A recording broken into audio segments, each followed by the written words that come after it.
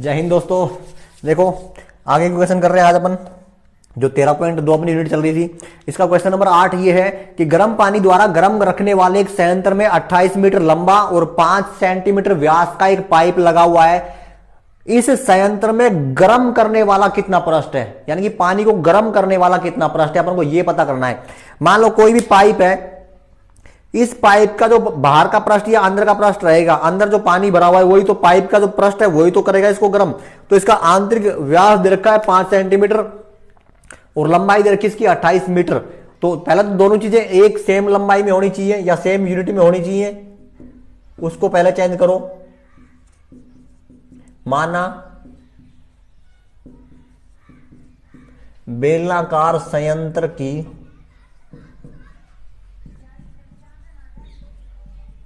लंबाई h metre व, या h ही मान लो, लंबाई h व त्रिज्या r है।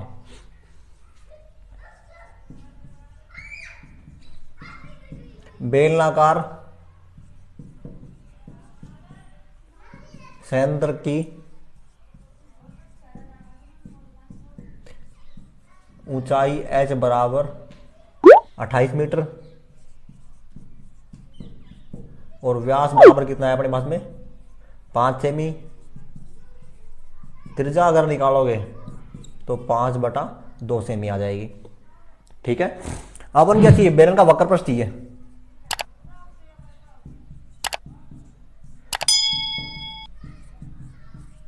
बेलनाकार संयंत्र का वक्र पृष्ठीय क्षेत्रफल 2 पाई r और h, तो 2 गुणा 22/7। r की वैल्यू कितनी है भाई 5/2 और h की वैल्यू कितनी है 28। कटेगा 7 एकम 7, 7 चौक 28, 2 एकम 2, 2 एकम 2, तो कितना आ रहा है ये 22 पंजे 110, यही आएगा।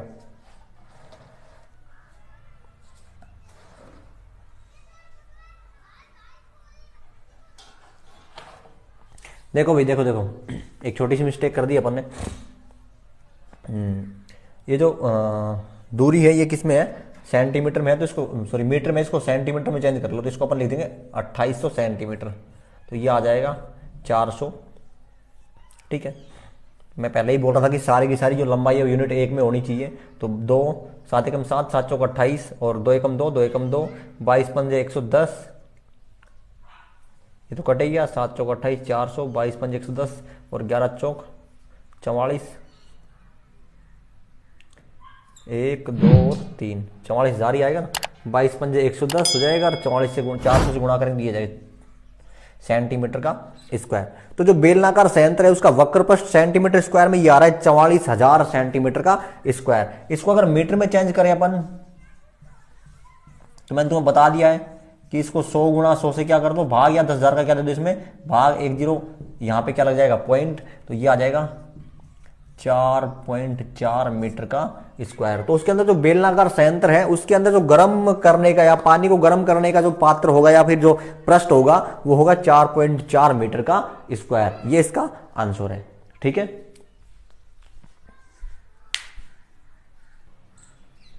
देखो ये क्वेश्चन नंबर 9 है।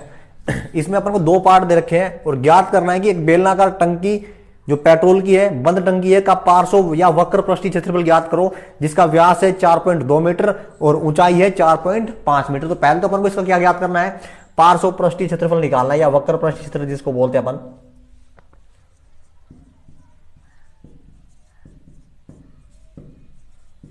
बेलनाकार टंकी का व्यास जिसको अपन 2r से लिख रहे हैं, कितना है 4.2 मीटर। तो इसका r निकालेंगे तो कितना आ जाएगा 2.1 मीटर, आधा हो जाएगा। और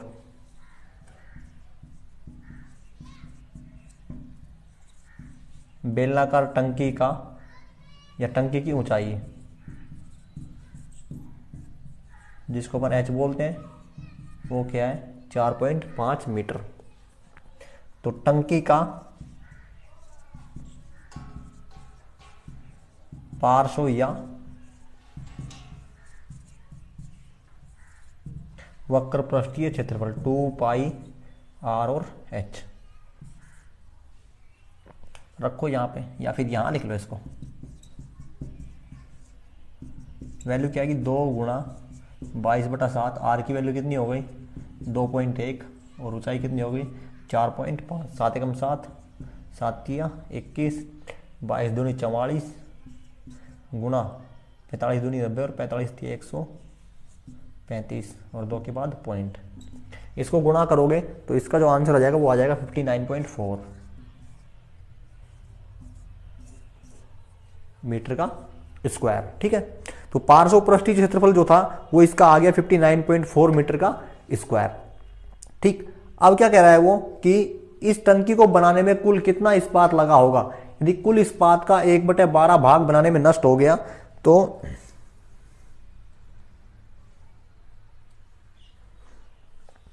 बताओ कितना टोटल पार्ट लगा है।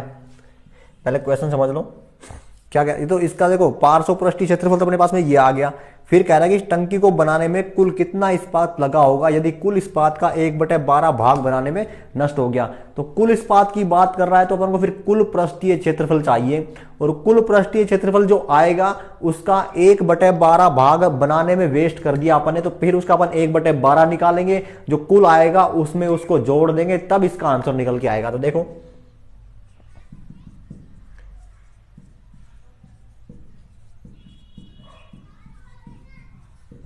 बेलनाकार टंकी का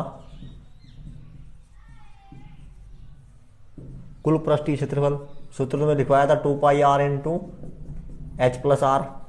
वैल्यू रख दो 2 गुणा 22/7। आर की वैल्यू क्या आई थी 2.1 गुणा एच की वैल्यू कितनी है 4.5 प्लस 2.1। इसको सोल्व करोगे तो इसका जो आंसर आएगा वो आएगा 87.12 मीटर का स्क्वायर। कुल पृष्ठीय क्षेत्रफल जो आ रहा है वो इतना आ रहा है। अब क्या कह रहा है कि इस कुल पृष्ठीय क्षेत्रफल का 1/12 भाग किसमें चला गया, बनाने में वेस्ट हो गया। तो यहां लिखेंगे अपन कुल पृष्ठीय क्षेत्रफल कितना है अपने पास में 87.12 मीटर स्क्वायर का 1/12 भाग बनाने में नष्ट हो गया, अतः 87.12 का 1/12 बराबर, इसको गुणा कर तो 1/12 से, तो इसका आएगा 7.26 मीटर का स्क्वायर।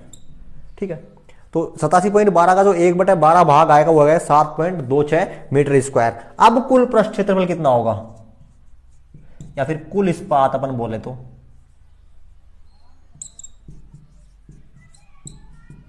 बराबर, इसको जोड़ दो 87.12 और 7.26, तो कितना आ जाएगा ये 87 और 7 94,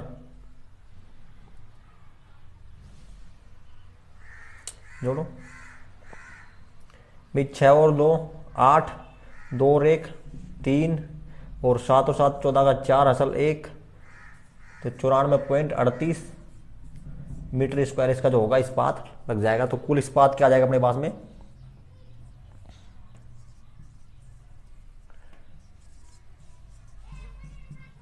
कुल इस्पात बराबर 94.38 मीटर स्क्वायर, ये इसका आंसर आ जाएगा। ठीक है, ध्यान रखना। देखो पहले तो कुल की बात कर रहा था यहाँ पे सेकंड पार्ट में, तो पहले तो कुल पृष्ठीय क्षेत्रफल निकालो। कुल पृष्ठीय क्षेत्रफल अपने पास में ये आ रहा है 87.12 मीटर स्क्वायर। फिर अपन इस कुल पृष्ठीय क्षेत्रफल का 1/12 भाग किसमें खत्म कर दिया अपन ने, बनाने में वेस्ट कर दिया, तो 1/12 निकालो तो इसका ये आ रहा है 7.26।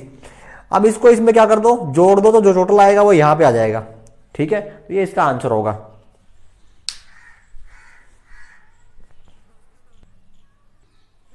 देखो भाई इस क्वेश्चन में थोड़ा सा चेंज होगा, ये तो यहां तक सही है, इसमें कोई दिक्कत नहीं है।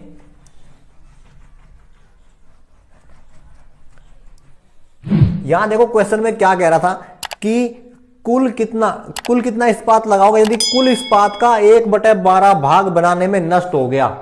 1/12 भाग कुल इस्पात का बनाने में नष्ट हुआ है, तो कुल इस्पात अपने पास में नहीं आया है, ये तो तब आया है जो बन के आई है, मतलब जो नष्ट हो गया था वो निकाल के ये आया है। तो इसका 12% नहीं निकालेंगे अपन, कुल इस्पात का 12% निकालेंगे, सॉरी 1/12 भाग निकालेंगे। तो यहां ये ऐसे नहीं होगा, इसको क्या करें, देखो यहां पे मान लेंगे अपन, यहां तक सही है। इसके आगे क्या करना है, देखो माना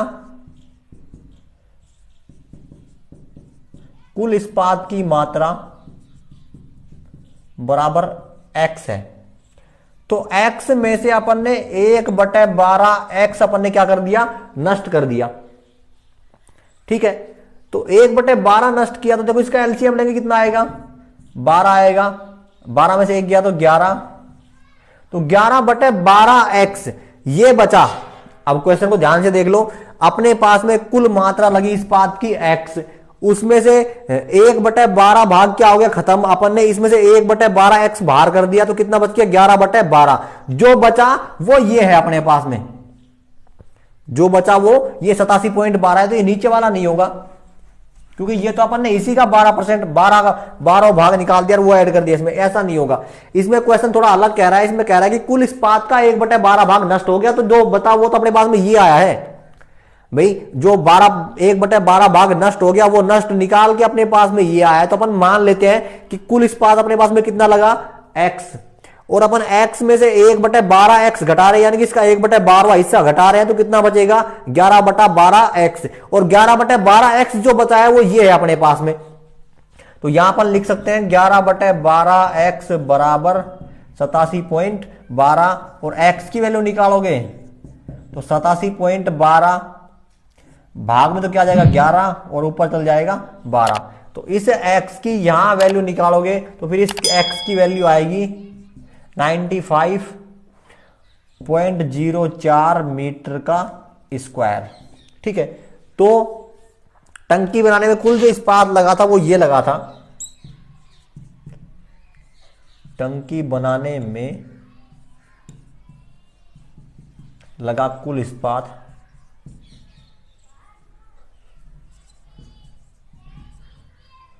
बराबर 95.04 मीटर स्क्वायर।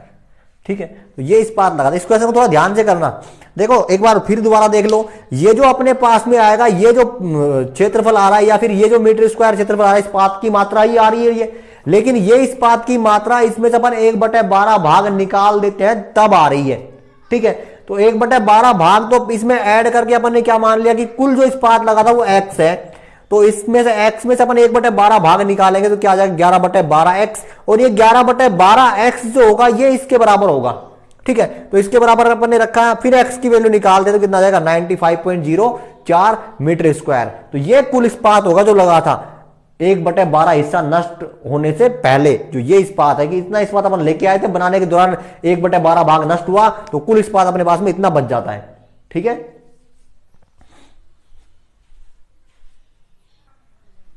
देखो भाई क्वेश्चन नंबर 10 अच्छा क्वेश्चन है, थोड़ा सा ध्यान से करना।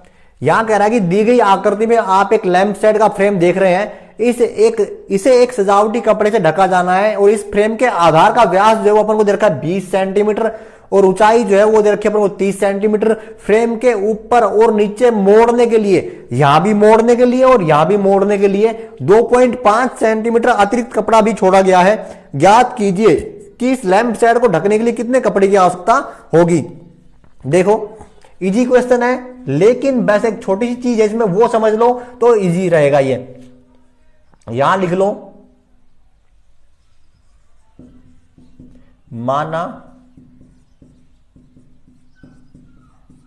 लैंप शेड की त्रिज्या r व ऊंचाई h है। त्रिज्या क्या होगी, त्रिज्या थोड़ी दे रखी, व्यास दे रखा है तुम्हें, तो व्यास लिखो, व्यास 2r बराबर 20 सेमी, तो r बराबर कितनी हो जाएगी 10 सेमी। ऊंचाई बराबर तुम्हें दे रखा है इस क्वेश्चन में 30 सेमी, लेकिन ध्यान दो देखो अतिरिक्त कपड़ा नीचे भी लग रहा है कितना 2.5 सेंटीमीटर का, और ऊपर भी लग रहा है कितना 2.5 सेंटीमीटर का। तो कपड़े की ऊंचाई जो होगी टोटल वो कितनी हो जाएगी, तो यहां लिखेंगे अपन अतिरिक्त कपड़े के साथ कपड़े की ऊंचाई। चल लैम्प कपड़े की ऊंचाई लिख लो।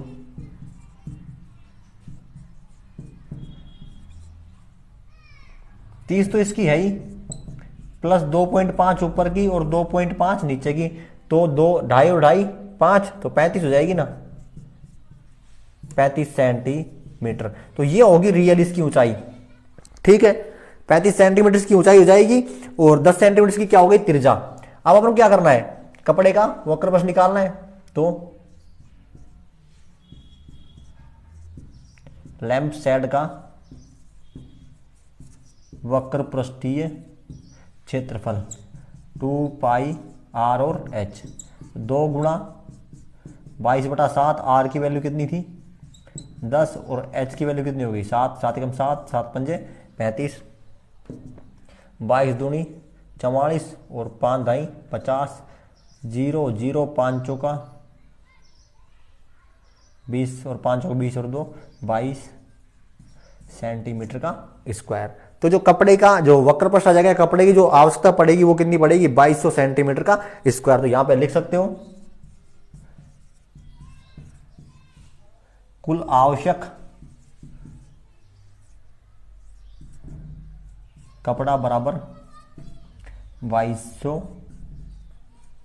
सेंटीमीटर का स्क्वायर। ये इसका आंसर है। थोड़ी ऊंचाई जो होगी वो थोड़ी ध्यान रखना, क्योंकि अपन यहां पे इसको ढकने के लिए ले रहे हैं, तो उसको सीधा करेंगे तो 2.5 तो ऊपर गया और 2.5 ही कहां गया नीचे, और इसकी टोटल ऊंचाई दे रखी है अपन वो 30, तो 30 तो इसकी 2.5 ऊपर की 2.5 नीचे की, तो ऊंचाई इसकी 35 हो जाएगी। ठीक है,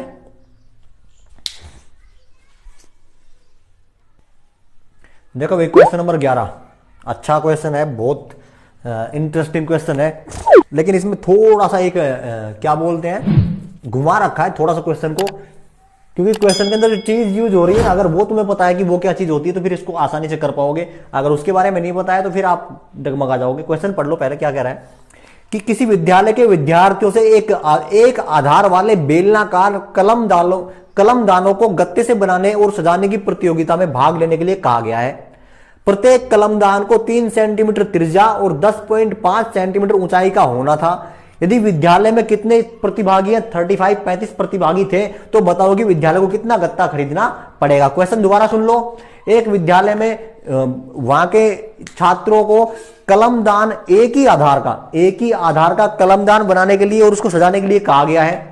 कलमदान की जो त्रिज्या दे रखी है वो 3 सेंटीमीटर है और जो ऊंचाई है वो 10.5 सेंटीमीटर है। यदि विद्यालय में कितने छात्र हैं 35 छात्र हैं जो उसमें भाग ले रहे हैं, तो बताओ विद्यालय को कितना गत्ता खरीदना पड़ेगा। इजी क्वेश्चन है, बस यहां पे एक चीज ध्यान रखना कि क्या क्या निकलेगा। माना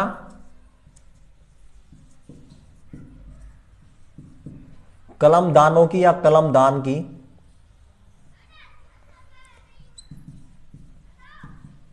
त्रिज्या आर व ऊंचाई एच है। तो देखो त्रिज्या तुम्हें कितनी दे रखी है,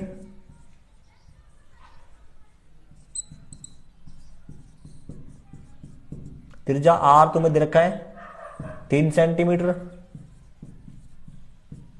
और ऊंचाई एच तुम्हें दे रखी है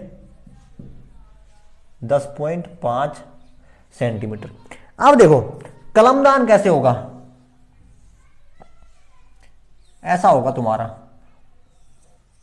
ऊपर से खुला रहेगा लेकिन नीचे से क्या रहेगा वो बंद रहेगा।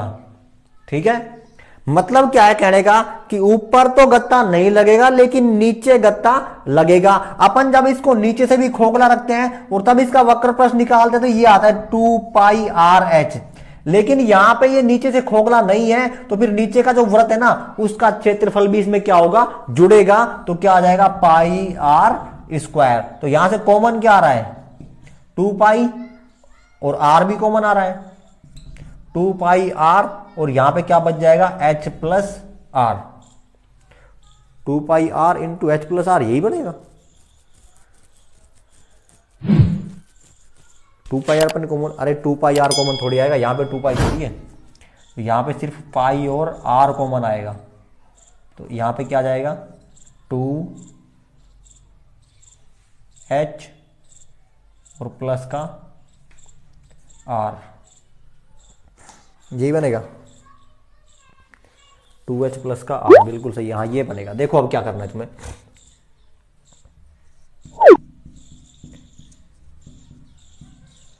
कलमदान का कुल पृष्ठीय क्षेत्रफल क्या आएगा, कैसे आएगा,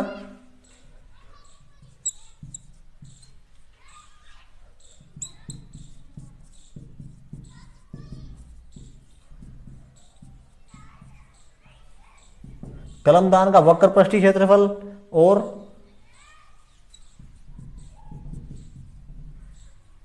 एक वर्त का क्षेत्रफल।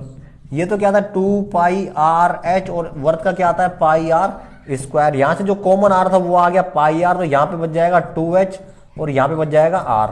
वैल्यू रखो 22/7, r की वैल्यू कितनी है 3 इंटू 2 इंटू 10.5 और प्लस का 3, तो 22/7 10.5 किया जाएगा 21 प्लस का 3, 22/7 गुणा 24, और इसको सोल्व करोगे तो इसका आंसर आ जाएगा तुम्हारा 226.28 सेंटीमीटर का स्क्वायर। तो एक जो कलमदान था उसका जो क्षेत्रफल आ गया तुम्हारे पास में, वो आ गया 226.28 सेंटीमीटर का स्क्वायर। ये तुम्हारा एक छात्र का आ गया। ठीक है, तो यहां लिख सकते हैं अपन एक कलमदान या एक छात्र के कलमदान का कुल पृष्ठीय क्षेत्रफल, और कितना आ गया 226.28 सेंटीमीटर का स्क्वायर। तो अपने पास छात्र कितने थे 35, तो 35 छात्रों के कलमदानों का कुल पृष्ठीय क्षेत्रफल, तो यहां इसको किससे गुणा कर दो 35 से गुणा कर दो, तो इसका आ जाएगा तुम्हारा 19.8 और सेंटीमीटर का स्क्वायर। तो जो विद्यालय है उसको लगभग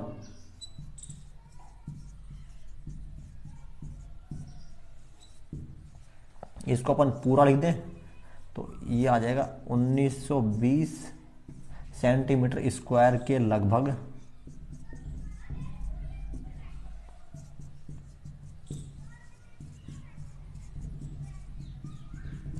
गत्ता खरीदना होगा। ठीक है, देखो यहां पे ध्यान, मैंने तुम्हें कहा था कि जो कलमदान होता है वो ऊपर से तो तुम्हें खुला मिलेगा, लेकिन नीचे से क्या होगा बंद होगा। तो वक्र पृष्ठ तो जुड़ी जाएगा, लेकिन नीचे वाला जो एक वर्त होता है उसका भी क्षेत्रफल उसमें क्या होगा जुड़ेगा। तो ये अपन ने किया, इसमें वर्त जोड़ दिया, इसका फॉर्मूला फिर ये बन जाएगा। इसको सोल्व करोगे तो इसका ये आ जाएगा 226.28, और ये आता है एक कलमदान का या फिर एक छात्र जो कलमदान बना रहा है उसका क्षेत्रफल। लेकिन छात्र कितने अपने पास में टोटल 35, तो फिर इसको किससे गुणा कर दो 35 से, तो आ जाएगा इतना। तो इतना औसतन अगर लगभग की बात करें तो 6920 सेंटीमीटर का स्क्वायर, सॉरी 7920 सेंटीमीटर का स्क्वायर विद्यालय को गत्ता खरीदना पड़ेगा, तब जाके उनका क्या होगा वो कलमदान बन पाएंगे। ठीक है, तो आज 13.2 अपनी क्या हो गई है कंप्लीट हो गई है। वीडियो को लाइक शेयर सब्सक्राइब जो भी आपसे बनता है करते रहिए, और रेगुलर चैनल की ओर बने रहिए। हाँ, चैनल को अगर अभी भी सब्सक्राइब नहीं किया है तो सब्सक्राइब कर लीजिए। और अगर हमसे जुड़ना चाहते हैं तो मैंने फेसबुक आईडी, इंस्टा आईडी सब नीचे शो कर रखी है, ट्विटर अकाउंट जो है वो भी मैंने नीचे दे रखा है, तो आप वहां पे जाके हमसे किसी भी माध्यम में जुड़ सकते हैं। कोई भी आपकी प्रॉब्लम हो उसको हमसे शेयर कर सकते हैं, हम आपको जरूर उसका सोल्यूशन उपलब्ध कराते रहेंगे। ठीक है, तो चैनल को लाइक शेयर सब्सक्राइब जरूर कर दीजिए। जय हिंद।